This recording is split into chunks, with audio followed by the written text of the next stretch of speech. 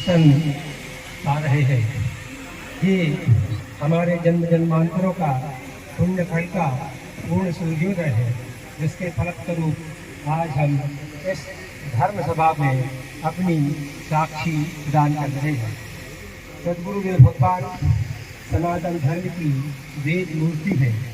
आज सनातन धर्म सद्गुरुदेव भगवान के श्री चरणों में और आशीर्वाद से चारों दिशाओं में दिगंत में और फलित हो रहा है, फूलित हो रहा है और स्थापित हो रहा है। आज हम पुनः विश्व गुरु की ओर बढ़ रहे हैं और निसंदेह वो दिन दूर नहीं है। सद्गुरुदेव भगवान की कृपा से हम विश्व रंग मंच पर भारत और भारतीयता को पुनः विश्व गुरुता की पद पर स्थापित करेंगे। विश्ववरेण्य सद्गुरुदेव भगवान का जीवन ही धर्म के लिए है। महान अवतारी परम धर्माधीश सद्गुरुदेव भगवान का जन्म सनातन धर्म के कल्याण और हम सबके कल्याण के लिए ही हुआ है। धरा धर्म पर अवतरित सद्गुरुदेव क्षण एक एक कदम सनातन धर्म के लिए समर्पित किया है। चाहे वो प्रतिकार यात्रा हो या गंगा मुक्ति का अभियान हो, गंगा अभियान हो, पाठ्य पुस्तकों से लेके धर्म पर हो रहे सीरियल और टीवी के जो धर्म पर और उसका विरोध किया है और धर्म की मर्यादा के लिए पुनः एक धर्म संसद और धर्म सेंसर बोर्ड का निर्माण किया है। सद्गुरुदेव गारी ने जितना भी बताएं उतना कम है।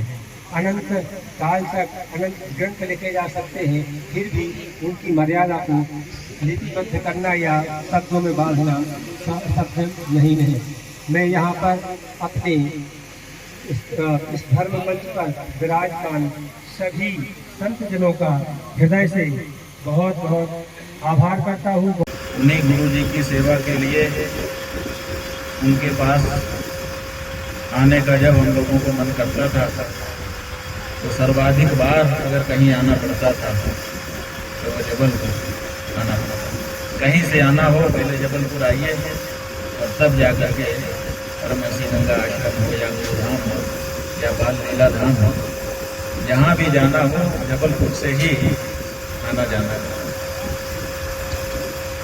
जबलपुर आते आते जबलपुर के बारे में थोड़ा बहुत जानने को मिलने लगा।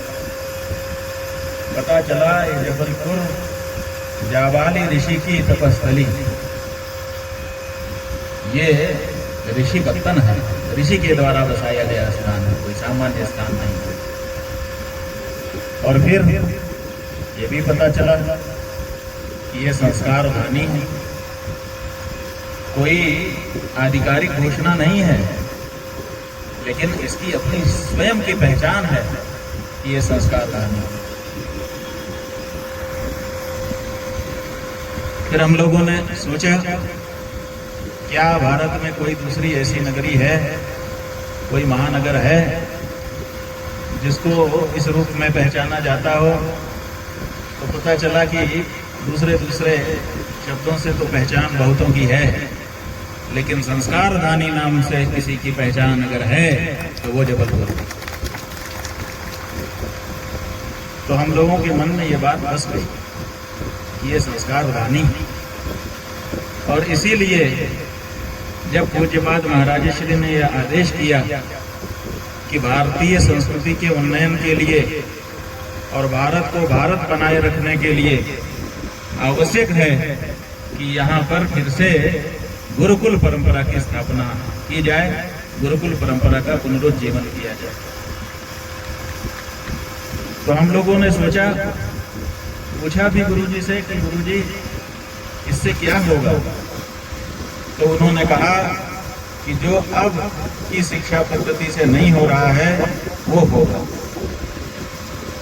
जो आधुनिक शिक्षा पद्धति आ गई है 1835 से, जो भारत में अंग्रेजों की सरकार के द्वारा इंडियन एजुकेशन एक्ट बना दिया गया, जिस एक्ट के द्वारा भारत की गुरुकुल पद्धति को उजाड़ दिया गया और पाश्चात्य शिक्षा पद्धति को यहाँ पर लागू, और 1835 के बाद से लेकर के अभी तक चाहे अंग्रेज रहे हों चाहे अंग्रेजों को भगाने वाले रहे हों, लेकिन शिक्षा पद्धति वही इंडियन एजुकेशन एक्ट लागू है, पाश्चात्य शिक्षा पद्धति ही यहाँ पर लागू है, उसी अनुसार हमारे बच्चे तैयार हो रहे हैं।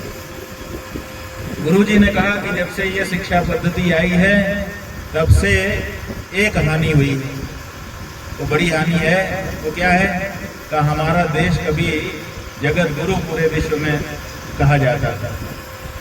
अब जब से ये शिक्षा पद्धति आ गई तब से हमारे देश की ये जो जगत गुरु की पहचान थी वो खत्म हो गई। देश के स्तर पर ये घाटा हमको हुआ, और व्यक्ति के स्तर पर तो गुरु जी ने बताया कि व्यक्ति के स्तर पर संस्कारों की कमी हो रही है। इसीलिए गुरुकुल पद्धति पुनः स्थापित होनी चाहिए। गुरुकुल पद्धति अगर पुनः स्थापित हुई तो हमारे बच्चे संस्कार वाले बनेंगे और हमारा देश पुनः जगत गुरु के पद पर आरूढ़ हो जाएगा।